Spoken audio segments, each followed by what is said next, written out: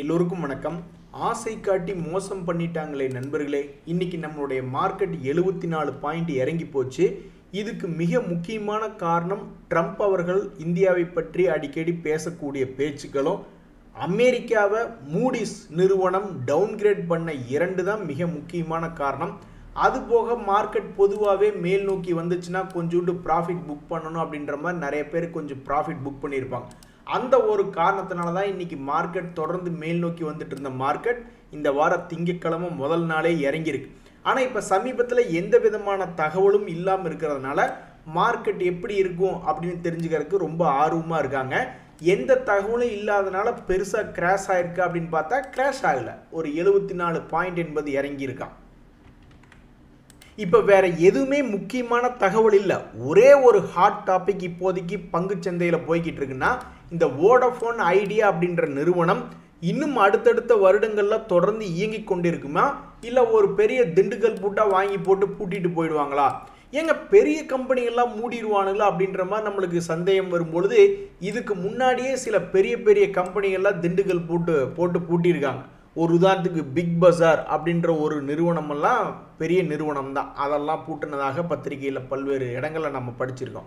அது மாதிரி இந்த வோடஃபோன் ஐடியா அப்படின்ற ஒரு நிறுவனம் தொடர்ந்து நஷ்டம் பண்ணி கொண்டே இருக்கக்கூடிய ஒரு கம்பெனி. இவன் இனி எப்படி தொடர்ந்து வாழ போறான், தப்பி பிழைப்பானா அப்படின்ற ஒரு கேள்வி மார்க்கெட்டில் ஓடிக்கிட்டு இருந்தது. மார்க்கெட்டில் தகவல்கள் வரும் பொழுது மட்டும்தான் வாலட்டிலிட்டியாக இறங்குவதோ ஏறுவதோ இவன் வேலை பண்ணிக்கிட்டு இருப்பான். மற்றபடி இவனுடைய பர்ஃபார்மன்ஸ்னால இது வரைக்கும் ஒன்றும் பெருசாக இருந்ததில்லை.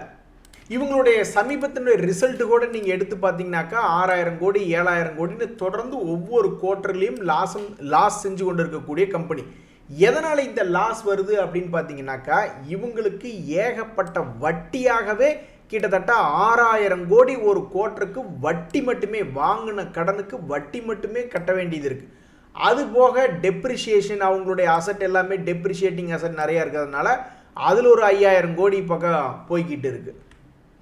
இங்கே தான் ஒரு மிக முக்கியமான தகவல். இப்படி போய்கிட்டே இருக்கிறதுனால பணத்தை புரட்டி புரட்டி வண்டி ஓட்ட வேண்டியதாக இருக்குது.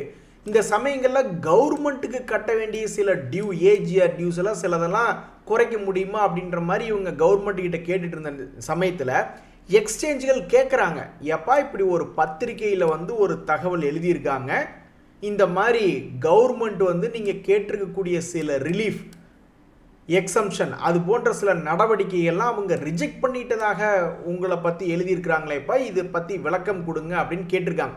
இன்னும் அதனுடைய பதில் சேரல. எக்ஸ்சேஞ்சுகள் கேட்டிருக்காங்க, அதுக்குண்டான கிளாரிஃபிகேஷன் என்பது இன்னும் இந்த வோடஃபோன் ஐடியா இன்னும் கொடுக்கல. மேபி நாளைக்குள்ளே வந்துடும் தான் நான் நினைக்கிறேன் தகவல்கள். இந்த சமயத்தில் அந்த கார்ப்பரேட் கம்பெனியில் வேலை பார்க்குற யாராக இருந்தாலும் பெரிய அளவில் சம்பளம் என்பது வந்துக்கிட்டு தான் இருக்கும். ஆனால் அந்த பங்கை நம்பி போடுறவங்களுடைய பணம் தான் மிகப்பெரிய கும்பா. ஸோ அவங்களுடைய பணத்துக்கு அவங்கவுங்க தான் பொறுப்பாளர்கள். அதனால் எப்போவுமே ஸ்டாக் மார்க்கெட்டுக்குள்ளே நல்லபடியாக சம்பாதிக்கணும் அப்படின்னாக்கா அதுக்குண்டான வித்தைகளை தான் கற்று வச்சுருக்கணும். ஸோ ஒவ்வொருக்கும் ஸ்டாக் மார்க்கெட்டில் எப்படி தப்பிக்கிறது அப்படின்ற அவங்களுடைய அனுபவ அறிவு அப்படின்றது இருக்கும். நண்பர் செந்தில்குமார்னு ஒரு நண்பர், அவர் கூட ஏதோ ஒரு கமெண்ட் பண்ணியிருக்காரு. அவருடைய எக்ஸ்பீரியன்ஸில் ஸ்டாக் மார்க்கெட்டில் எந்த மாதிரியான சில தகவல்லாம் மேபி உதவி செய்யலாம் அப்படின்ற மாதிரி அவருடைய தகவல் என்னென்னா, மார்க்கெட் பற்றி ஒன்றும் தெரியலனாக்கா மியூச்சுவல் ஃபண்டுகளில் எஸ்ஐபி என்பதே என்ன ஏதுன்னு அனலைஸ் பண்ணி பார்க்கணும் அப்படின்ற மாதிரி அவருடைய அபிப்பிராயம். அதே மாதிரி கொஞ்சம் அனுபவ அறிவு அப்படின்றது வந்தது அப்படின்னாக்கா நல்ல நல்ல பங்குகளாக, ஏதாவது வாரன் பஃபட் அவர்கள் சொல்கிறார் பார்த்தீங்களா, ஏதாவது மார்க்கெட் வீழ்ச்சியின் போது குறைவான விலையில் விழுகுதா அப்படின்ற மாதிரி பார்க்கணும். அப்படின்ற மாதிரி ஒவ்வொருவருடைய அனுபவ அறிவு இருக்கும் பொழுது எல்லாமே கடைசியில் எங்கே நிற்கிது அப்படின்னா, நீ மார்க்கெட்டுக்குள்ளே காலடி எடுத்து வைக்கும்போது ஒரு நல்ல பங்காக, லாபம் செய்யும் பங்காக காலடி எடுத்து வச்சியா, அப்படி நடக்காத பொழுது அந்த கம்பெனிக்கு எங்கிருந்தும் வெளியிருந்தும் சப்போர்ட் வராத பொழுது அந்த பங்கு திவால் ஆயிடுச்சுனாக்கா உன்னுடைய பணமும் கும்பா அப்படின்றதா தற்போது இந்த வோடஃபோன் ஐடியாவில் பல பேர் பயந்து கொண்டு இருக்கக்கூடிய சம்பவங்களாக இருக்குது. ஸோ அடுத்தடுத்த நாட்களில் இந்த எக்ஸ்சேஞ்சுகள் கேட்ட கேள்விக்கு என்ன பதில் வருது அப்படின்றதா அவங்களுடைய அடுத்தடுத்த தலையெழுத்துக்களை நிர்ணயிக்கும். இந்த ஆசை காட்டி ஏமாத்திடுவானுங்களோ அப்படின்ற பயப்படுற லிஸ்ட்டில் ஏகப்பட்ட கம்பெனிகள் இப்போ தொடர்ந்து வந்துக்கிட்டே இருக்குங்க நண்பர்களே. ஒரு உதாரணத்துக்கு இந்த கல்பத்ரு ப்ராஜெக்ட் அப்படின்ற ஒரு நிறுவனத்தினுடைய விலை வந்து பார்த்தீங்கன்னா 800 ரூபா ரேஞ்சிலேருந்து சில நேரங்களில் ஏறி இறங்கி ஒரு மாதிரி வந்துக்கிட்டு இருக்கான். அப்போ இவன்லாம் இனி என்ன ஆவான் அப்படின்ற ஒரு நிலைக்கு கொண்டு வந்து நிறுத்தி வச்சுருக்காங்க.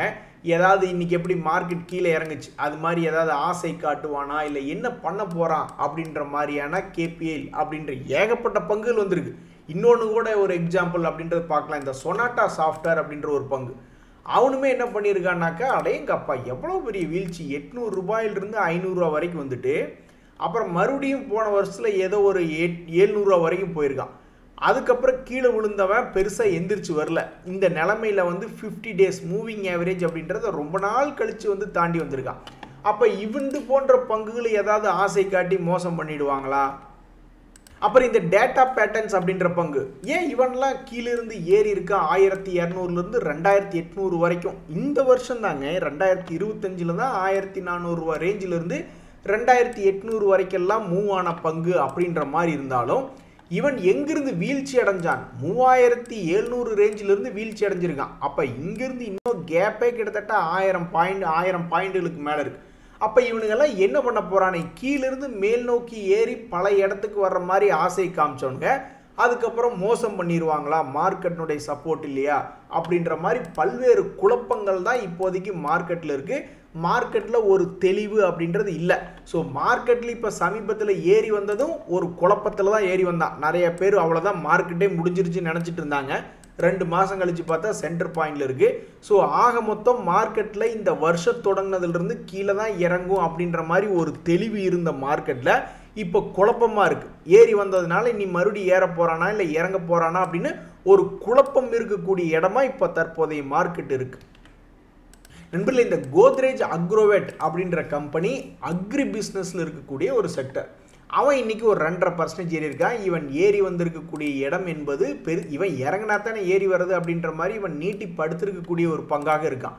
இப்படி இருக்கக்கூடிய இந்த பங்குனுடைய லேட்டஸ்ட் ரிசல்ட் என்ன வந்திருக்கு அப்படின்னா பாராட்டி பேசும்படி இல்லை.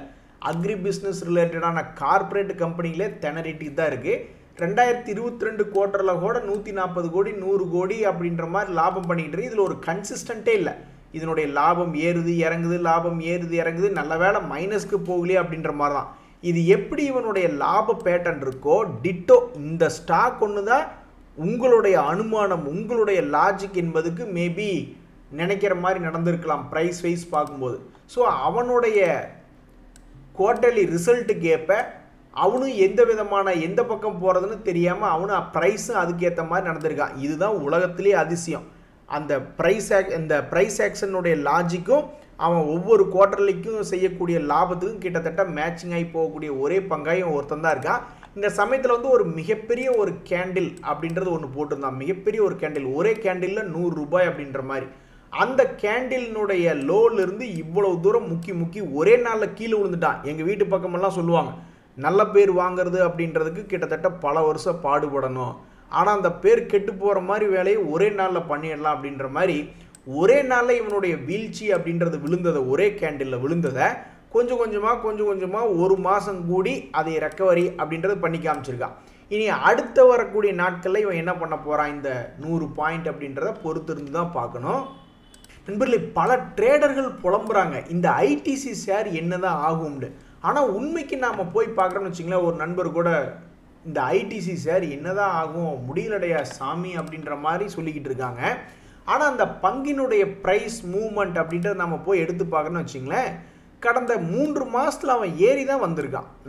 400 ரூபாய் ரேஞ்சுக்கும் கீழே இருந்தவன் ப்ரைஸ் சார்ட்டில் பார்க்கும்போது மேல் நோக்கி ஏறி வந்திருக்கான்.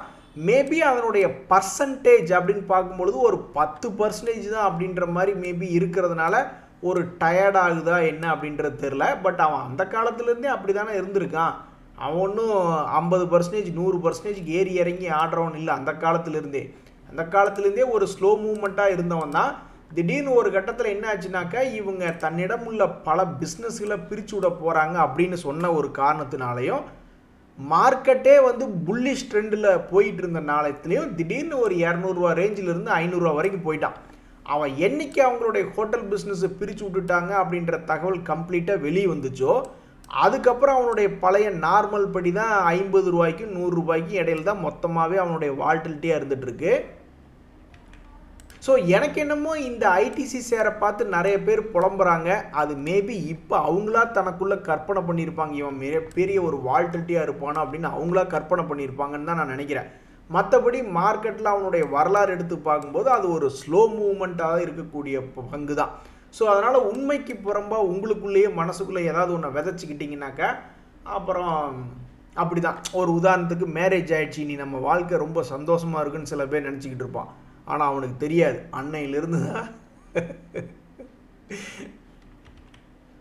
ஒரு நண்பர் சொல்கிறாரு, மார்க்கெட்டினுடைய சூழ்நிலை சரியில்லை, இனி விளக்கு பூஜையை ஆரம்பிக்க வேண்டியதா அப்படின்ற மாதிரி மனசில் நினச்சிட்டு இருக்காரு. ஆமாங்க, சமீபத்தில் பல விளக்கு பூஜைகள் பற்றி பேசிக்கிட்டு இருந்த சமயத்தில் தான் அந்த நிஃப்டி 10 டேஸ் மூவிங் ஆவரேஜ் கீழே வரல. இது அரிதிலும் அரிதான மிகவும் ரேரான ஒரு சந்தோஷம். இதுக்கு முன்னாடி இப்படி தொடர்ந்து 10-20 நாள் 1.5 மாதமெல்லாம் 10 டேஸ் மூவிங் ஆவரேஜுக்கு மேலேயே நிஃப்டி இருந்தது வரலாறுலேயே இல்லை. இந்த 2025 எடுத்து பார்த்தீங்கன்னா கூட ஒரு தடவை ஒரு 5 நாள் சந்தோஷத்தில் வச்சுருந்தான், அப்புறம் ஒரு தடவை எப்போ ஒரு 7 நாள் என்னமோ சந்தோஷத்தில் வச்சுருந்தான். அதுக்கப்புறம் 1.5 மாதமாக சந்தோஷம் வச்சுருக்கிறது என்பது இந்த வருஷத்துலேயே இப்போ தான் நடந்திருக்கு. இதுக்கு முன்னாடியெல்லாம் இந்த மாதிரி 10 டேஸ் மூவிங் ஆவரேஜ் கீழே போய் 3 மாதம் கதற விட்டுக்கிட்டு இருந்தான். அதுதான் நம்ம லாங்கஸ்ட் இருக்கிறதுலே புலம்புனதுலேயே ஒரு லாங்கஸ்ட் பீரியட்னா போன வருஷத்தில் ஒரு 3 மாதம் தொடர்ந்து நம்ம புலம்புனதே. அதுக்கப்புறம் இப்போ ஒரு 1.5 மாதம் தொடர்ந்து சந்தோஷமாக இருக்கும். இதனால் என்ன ஆகுது அப்படின்னு பார்த்தீங்கன்னாக்கா, இனி மறுபடியும் சந்தோஷம் தொடர வேண்டும் என்றால் விளக்கு பூஜையை ஆரம்பிக்க வேண்டியதான் அப்படின்ற மாதிரி நிறைய நண்பர்கள் நினச்சிட்டு இருக்காங்க மனசில். நண்பர்களே, நிறைய பேர் இருக்காங்க. ஒரு உதாரணத்துக்கு என்எஸ்சி நேஷனல் ஸ்டாக் எக்ஸ்சேஞ்ச் என்பது எப்போ ஐபிஓவாக வருதோ அப்போல்லாம் கொஞ்சம் பணத்தை எடுத்து வச்சு லாங் டேர்மில் விட்டுறணும் அப்படின்ற மாதிரிலாம் நினச்சிக்கிட்டு இருப்பாங்க. இப்போ ஃப்யூச்சரில் நினச்சிக்கிட்டு இருப்பாங்க. ஆனால் அந்த காலத்திலே பிஎஸ்சி போன்ற பங்குகள், சிடிஎஸ்சிஎல் போன்ற பங்குகள், எம்சிஎக்ஸ் போன்ற பங்குகள்னு இது போன்ற மார்க்கெட் இன்ஃப்ராஸ்ட்ரக்சர்லேயே உள்ளே இறங்கி யாராவது இருக்கிற கூட வாய்ப்புகள் இருக்குது. அப்படித்தான் ஒரு நண்பர் என்ன சொல்கிறாரு அப்படின்னு பார்த்தீங்கன்னாக்கா, பிஎஸ்சின்னு ஒரு பங்கு இருந்தது. எப்போ 2020 100 ரூபாய் இருக்கும்போது உள்ளே இறங்குனது 1 லட்ச ரூபா. இப்போ அது 70 லட்சமாக வளர்ந்துள்ளது. ஒரே ஆச்சரியமாக இருக்கே, எப்படி இந்த மார்க்கெட்டினுடைய ஃப்ளக்சுவேஷன்லாம் மனுஷன் இன்னும் உட்காந்துக்கிட்டு இருக்கார் அப்படின்ற மாதிரி சார்ட்டில் போய் 2018, 19 பார்த்துட்டு இருக்கீங்களா? ஆமாம், 2020 எப்போ ஒரு இடம் 47 ரூபாயெல்லாம் வந்த மாதிரிலாம் சார்ட்டில் காமிச்சிக்கிட்டு இருக்கான். சரி, ஏவரேஜாக 100, 200 அப்படின்னு இருந்தால் கூட அங்கிருந்து எத்தனையோ முறை ஏற்ற இறக்க, ஒரு இடம் 200 ரூபா ரேஞ்சிலேருந்து 971 வரைக்கும் போயிட்டு மறுபடியும் 350 ரூபாய் வந்துட்டான். அப்போ அந்த ஏற்ற இறக்கத்துலேயும் அடடா வட போச்சே அப்படின்ற மாதிரி நினச்சிக்கிட்டு இருந்தாரா, அல்லது ஸ்டாக் மார்க்கெட்டையே மூடி வச்சு லேப்டாப்பை கமுத்தி வச்சுக்கிட்டு வேறு ஏதாவது வேலையை பார்த்துட்டு இருந்தாரா? அவருடைய மன சைக்காலஜி என்பது மாற்றம் அடையாமல் இருந்திருக்கு. மறுபடியும் ஒரு கட்டத்தில் 3000 ரூபா வரைக்கும்லாம் போனவன் மறுபடியும் 2000 ரூபாயில் விழுந்துட்டான். அதுக்கப்புறம் 6000 ரூபா போனவன் மறுபடியும் 4000 விழுந்துட்டான். அதுக்கப்புறம் இப்போ மறுபடியும் 7000 அப்படின்ற வந்திருக்கிற நிலைமையில் ஒரு வீடுக்கு உண்டான வழியை பார்த்துருக்காரு மனுஷன். இதுக்கு பேர் தாங்க முத்திரை குத்துறது அப்படின்றது. வாழ்க்கையில் நீ ஸ்டாக் மார்க்கெட்டில் இருந்தியே, அதனால் நீ ஏதாவது ஒரு வகையில் முத்திரை குத்துனியா உன் வாழ்க்கையில் ஸ்டாக் மார்க்கெட்டுக்குள்ளே போன ஏதாவது ஒரு வகையில் உனக்கு முத்திரை அது பயன் அளிச்சுதா அப்படின்ற மாதிரியான ஒரு காரணத்தை வச்சு பார்க்கும் பொழுது இது போன்ற சாதனையாளர்கள் ரொம்பவுமே மகிழ்ச்சிகரமாக இருக்குது. பேசாமல் இந்த மாதிரி நம்மளுடைய சாதனையாளர்கள்லாம் ஒரு பேட்டி எடுத்து, நான் இந்த பக்கம் வந்துக்கிட்டு அவங்கள இந்த பக்கம் உட்கார வச்சு எப்படி உங்களால் இது நடந்தது அப்படின்னு ஒரு 5 நிமிஷம் ஒரு 15 நிமிஷம் வீடியோ போடுறோம்னாக்கா அதில் ஒரு 2-3 நிமிஷம் இந்த மாதிரி ஒரு கிளிப்பிங்கை போட்டு விட்டால் கூட சந்தோஷமாக தான் இருக்கும். ஏன்னா இது அத்திப்பூத்தா போல் ஒரு 5 வருஷத்துக்கு ஒருக்கா, 1 வருஷத்துக்கு ஒருக்கா, 2 வருஷத்துக்கு ஒருக்கா அப்படின்ற மாதிரி கமெண்ட்டுகள் வரக்கூடிய கமெண்ட்டுகள் இது. அப்புறம் எங்களுக்கும் பசிக்கும் இல்லை அப்படின்ற மாதிரி பேசப் அப்படின்ற ஒரு பங்கு, இந்த பங்கு இன்னைக்கு ஒரு 7% ஏறி இருக்கான். இது வரைக்கும் இவன் என்ன பண்ணி கொண்டு இருக்கக்கூடிய கம்பெனி அப்படின்னு பார்த்தீங்கன்னாக்கா, ஒரு 100 கோடி அல்லது 200 கோடி அப்படின்ற மாதிரி ஒரு கன்சிஸ்டண்ட்டாக 100க்கு 200க்கு இடையில லாபம் பண்ணிக்கிட்டே இருந்த கம்பெனி. இவனுடைய குவார்ட்டர்லி ரிசல்ட் வரும்பொழுது வெறும் 27 கோடி. ஸோ இதனுடைய லாஜிக் என்பது நிறைய பேர் பார்க்கும் பொழுது, அட என்னைய லாபத்தை அப்படியே குப்பரை போட்டு கமுத்திட்டா அப்படின்னு இந்த கம்பெனி கீழே கமுத்திடுவாங்க அப்படின்ற மாதிரி தான் நிறைய பேர் நினச்சிட்டு இருப்பாங்க. ஆனால் இந்த பங்கு இமாலயத்தை தொடர மாதிரி கிட்டத்தட்ட இன்னைக்கு 8% ஏறி இருக்கு. மேபி இப்படியும் கூட இருக்கலாம், ஊரில் இருக்கிறவங்க பூரா நல்லா இருக்கான், நான் மட்டும் 50 days மூவிங், அதாவது 52 week லோலியே நான் படுத்து கிடக்கிறேன் அப்படின்ற மாதிரியான ஒரு சோர்வுல இருந்து சரி கொஞ்சோண்டு எந்திரிச்சு பார்ப்போமே அப்படின்னு எந்திரிச்சு பார்த்தானா என்னன்றது தெரியல. எது எப்படியும் இன்னைக்கு 8% ஏறினது அந்த பங்கை வச்சிருக்கிறவங்களுக்கு கொஞ்சம் மகிழ்ச்சி என்பது வந்திருக்கு. ஆனால் இங்கே தான் நீங்கள் என்றைக்குமே ஒரு முக்கியமான தகவலை பார்க்கணும். எந்த ஒரு பங்குலையும் கடைசி ஏதாவது ஒரு குவார்ட்டர்களை நஷ்டம் பண்ணியிருந்தானாக்கே அவன் ஏதாவது ஒன்று பண்ணி விட்டுருவானோ அப்படின்ற ஒரு பயம் மனசுக்குள்ளே வந்துக்கிட்டே இருக்கணும். ஏன்னு கேளுங்க, இந்த எஃப்ஐஎஸ் டிஐஎஸ்னுடைய ஹோல்டிங்கில் வந்து ரொம்ப கேர்ஃபுல்லாக இருக்கணும். ஏஜிஎஸ் டிரான்சாக்ட்னு ஒரு கம்பெனி, அதையெல்லாம் பார்க்கும்போது என்னமோ முதலீட்டாளர்களில் இப்போ இல்லை, இந்த டைமில் பார்த்தீங்கன்னா ஒரு மாதிரி காரித்து போயிடுவீங்க.